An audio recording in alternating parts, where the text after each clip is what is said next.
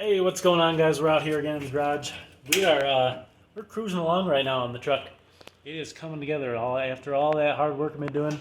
So let me show you a few things that are new from the last time. All right, so maybe. Whoa, let's get that light in here. Last time you may have watched the distributor install. It's all down in there, nice and pretty like now, and we got our nice painted little clip there. He's only partially routed here with this vacuum line. And that's over to our little vacuum port. Originally there were 3 other vacuum lines coming off that because the interior of the truck was running a lot of vacuum actuators, pancake actuator type things like this. So basically what happens with this guy, if we can get the light right, there we go. This line will create a vacuum and try to suck the manifold inside of that. It'll try to go, and when it pulls this way, it actually pulls a shaft inside of here, inside the distributor to advance it. And that's a different video, I suppose, but a lot of the stuff in the truck used to run off those, and I took most of that out. So the only big one we got left is this big thick one that's running over to the vacuum brake booster. And that's a similar thing, similar method of movement as this little pancake guy over here. When you press the brake in, it wants to suck towards the vacuum, and it helps you press the brakes. What else we got in here since then? We got a new gasket for the water outlet hose. Inside here, maybe we can see kind of down in there, there's a thermostat. So we put on this new gasket, which is that light blue bit, and then it's just 2 bolts, so that's really easy to put on. But yeah, down in there is the thermostat. So what happens is you'll get water in from this giant hose down there. That'll go up into your engine, swirl around all the passageways, and it'll heat up as the engine heats up. And it heats up because all the explosions that are going on inside your cylinders. This actually will not open, or it will be minimally open when the engine is cold. So it traps all that water in there. All that water is then absorbing the heat.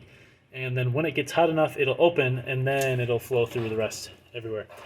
So that outlet goes right here, where I got this lovely rag, and that is the back of the radiator. So that is where that goes. We also got the alternator back on here. It's just one bracket here, and a bolt on the bottom, bolt on the top, and it is allowed to pivot because you want to be able to make sure you have the proper tension on your belt, so you can move back and forth. And we got most of the belt pulleys back on. If we look from a top view, you can kind of see that there's 3 different rows of pulleys. 1, 2, 3, and then even down below, 1, 2, 3. And so all these pulleys line up with one of those 3 levels. So you can kind of see that the alternator is in line with that first one. Let's see, this one's in line with the outermost one right here. And then this guy over here, he's in line with the second one. So I'm going to have to figure out which belt goes where, but that's about where that is. And finally, we got a new fan.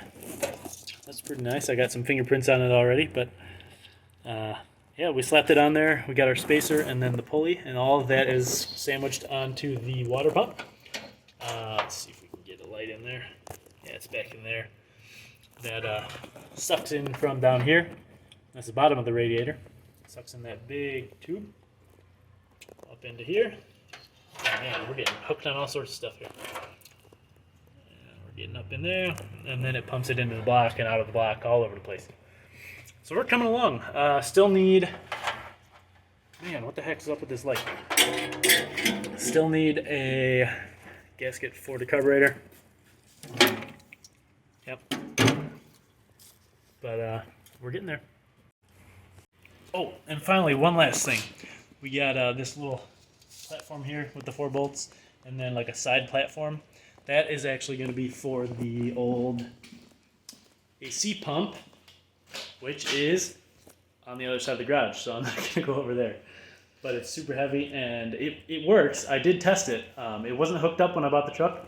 We're going to hook it back up and recharge the AC lines, and then we should have AC in this truck, which is awesome because you know, I don't know, maybe they didn't have them that much back there, back in that time.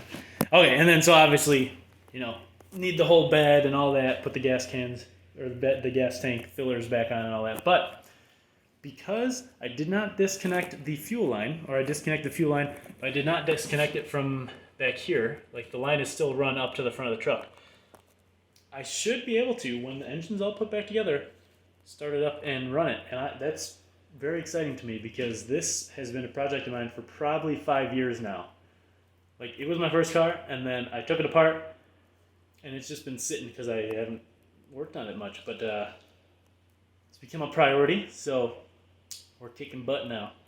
Anyways, if you haven't watched any of the other videos, go ahead and check out the channel and watch some of those because those are pretty fun.